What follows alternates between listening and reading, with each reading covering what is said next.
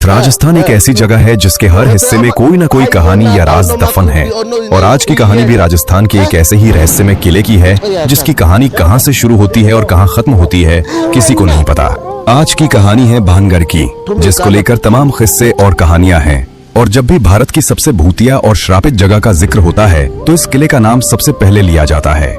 दिल्ली से लगभग 235 किलोमीटर दूर राजस्थान के अलवर जिले में तीन तरफ से अरावली की पहाड़ियों के बीच में एक किला बना हुआ है जिसका नाम है भानगढ़।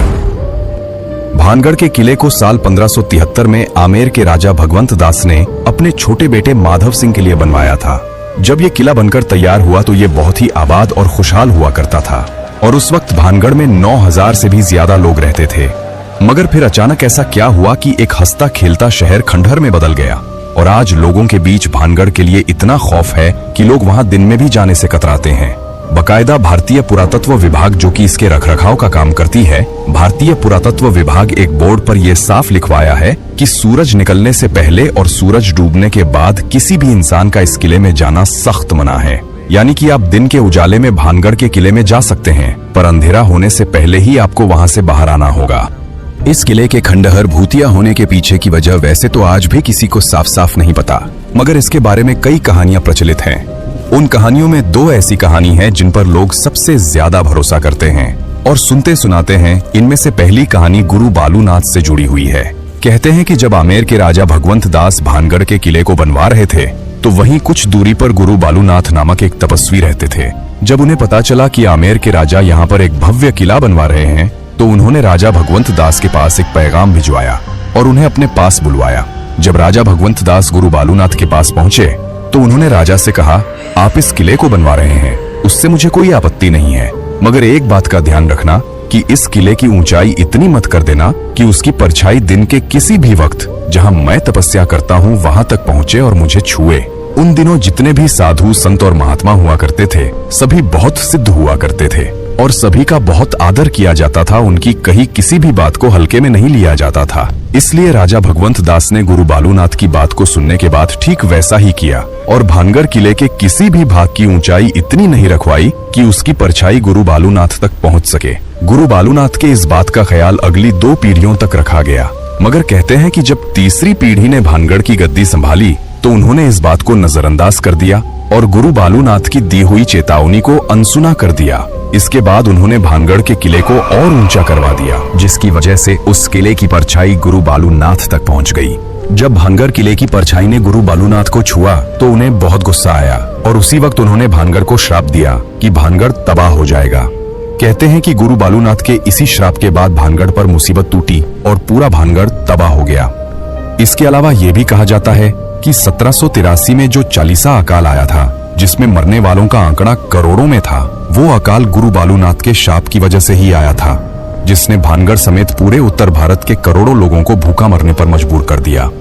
बाद में ऐसा नहीं है कि किसी और ने वहां बसने की कोशिश नहीं की। कई लोगों ने भानगढ़ में बसना चाहा और कई लोगों ने वहां नए मकान बनाने की कोशिश भी की, मगर कहते हैं कि जो भी वहां मकान बनाता है उसकी छत कभी नहीं टिकती और हमेशा गिर जाती है। लोगों का मानना है कि ये सब शापित होने की वजह से ही होता है। अब दूसरी कहानी जिस पर लोग सबसे ज्यादा विश्वास करते हैं वो कहानी एक राजकुमारी से जुड़ी है। कहते हैं कि एक वक्त जब भानगढ़ बहुत ही आबाद और खुशहाल हुआ करता था तब इस किले के महल में एक राजकुमारी रहती थी जिनका नाम था रत्नावती। राजकुमारी रत्नावती बेहद ही खूबसूरत थी और उनकी सुंदरता के चर्चे दूर दूर तक फैले हुए थे। आए दिन बड़े बड़े राजाओं की शादी के न्योते आते रहते थे, मगर इन राज्यों के अलावा एक और शख्स जो राजकुमारी रत्नावती का दीवाना था उसका नाम था सिंधिया। सिंधिया एक तांत्रिक था और जब से उसने राजकुमारी रत्नावती को देखा तभी से वो उसके ऊपर बुरी तरह फिदा हो गया था। अब वो किसी भी तरह राजकुमारी रत्नावती को पाना चाहता था, मगर उसे पता था कि वो सीधे तरीके से कभी भी राजकुमारी को नहीं पा सकता, क्योंकि कहाँ और संसार में रहने वाला एक तांत्रिक और कहाँ महलों में रहने वाली राजकुमारी। इसलिए उसने राजकुमारी रत्नावती को हासिल करने के लिए दूसरा तरीका ढूंढ निकाला और अब बस सही मौके की फिराक में लग गया। एक दिन आखिरकार उसे ये मौका मिल ही गया। उस दिन राजकुमारी रत्नावती की एक दासी भानगढ़ के बाजार में आई। दरअसल वो राजकुमारी के लिए बालों में लगाने वाला तेल खरीदने आई थी। तांत्रिक सिंधिया किसी ऐसे ही मौके की तलाश में था। जब वो दासी तेल खरीद कर वापस जाने लगी तो तांत्रिक सिंधिया ने उसे किसी बहाने से रोक लिया क्योंकि वो तंत्र मंत्र में माहिर था, उसने दासी द्वारा लाई गई तेल की बोतल पर चुपके से काला जादू कर दिया। जब दासी राजकुमारी रत्नावती के पास पहुंची और तेल दिया तो राजकुमारी को कुछ शक हुआ। रत्नावती बहुत ही समझदार थी, इसलिए तेल को देखकर उन्हें पता चल गया कि इस पर किसी ने तंत्र मंत्र का इस्तेमाल किया है। जब राजकुमारी ने अपनी दासी से पूछा तो दासी ने तांत्रिक सिंधिया के बारे में बताया। सिंधिया का नाम सुनते ही राजकुमारी को पूरा माजरा समझ में आ गया और उन्होंने वो तेल की बोतल एक पत्थर पर दे मारी। इस वजह से तेल और उसका सारा जादू उस पत्थर में समा गया। अब वो पत्थर खुद ब खुद लुढ़क कर तांत्रिक सिंधिया की तरफ बढ़ने लगा। तांत्रिक ने देखा कि एक बड़ा पत्थर तेजी से उसकी तरफ बढ़ रहा है, तो उसे सारी बात समझने में देर नहीं लगी। मगर इससे पहले कि वो कुछ करता, पत्थर उसकी छाती पर चढ़ गया। चूंकि वो पत्थर बहुत बड़ा था, अब तांत्रिक का जिंदा बच पाना नामुमकिन था। मरते मरते उसने एक श्राप दिया और कहा कि कुंवारी रत्नावती सहित भानगढ़ के सभी लोग मारे जाएंगे और उनकी आत्माएं ताउम्र भानगढ़ के किले में भटकती रहेंगी। तांत्रिक सिंधिया मर गया, पर कहते हैं कि उसके मरने के कुछ समय बाद भानगढ़ और उसके पास के एक और राज्य अजबगढ़ के बीच बहुत भयंकर युद्ध हुआ, जिसमें पूरा भानगढ़ तबाह हो गया। इस लड़ाई में अजबगढ़ की सेना पूरे भानगढ़ में कत्लेआम मचा गई, जिसमें रानी रत्नावती सहित कई लोग मारे गए। हालांकि इतिहास में कहीं भी भानगढ़ और अजबगढ़ के बीच युद्ध का जिक्र नहीं है, पर सदियों से यही कहानी सुनी और सुनाई जा रही है। कहते हैं कि इस युद्ध के बाद भानगढ़ का किला कभी आबाद नहीं हो पाया और धीरे धीरे भानगढ़ वीरान बन गया। आज भूतों का गढ़ बन चुका है। युद्ध में मारे गए सभी लोगों की आत्माएं आज भी भानगढ़ में मौजूद हैं। भानगढ़ में आज भी रात को बाजार सजता है, खंडहर फिर से खड़े हो जाते हैं और अंदर राजा का दरबार लगता है। वहां के लोग बताते हैं कि उन्हें रात को चीखने की आवाज आती है, कभी हंसने की आवाज आती है, तो कभी घरों के बजने की आवाज सुनाई देती है। भानगढ़ के किले में आज तक जो भी रात में गया वो फिर कभी जिंदा लौट कर नहीं आया, और अगर कोई जिंदा वापस आया तो उसकी दिमागी हालत खराब हो जाती है या फिर किसी दुर्घटना में मृत्यु हो जाती है।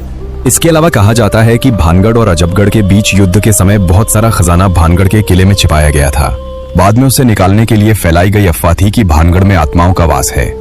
चूंकि भानगढ़ और अजबगढ़ के बीच हुए युद्ध का कोई ऐतिहासिक प्रमाण नहीं है, इसलिए खजाने की सच्चाई पर शक किया जाता है।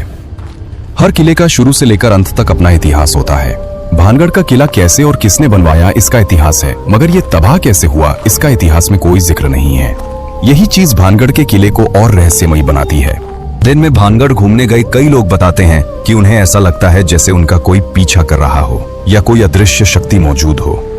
भानगढ़ की नृत्यों की हवेली में घरों के बजने की आवाज आती है या किसी को ऐसा लगता है जैसे कोई उनका गला घोंट रहा हो। इन खबरों के बाद कई बड़े न्यूज चैनल और पैरानॉर्मल सोसाइटी ऑफ इंडिया की टीम रात में जाकर भानगढ़ की पड़ताल कर चुके हैं। उन्होंने अपने साथ भूतों या आत्माओं की मौजूदगी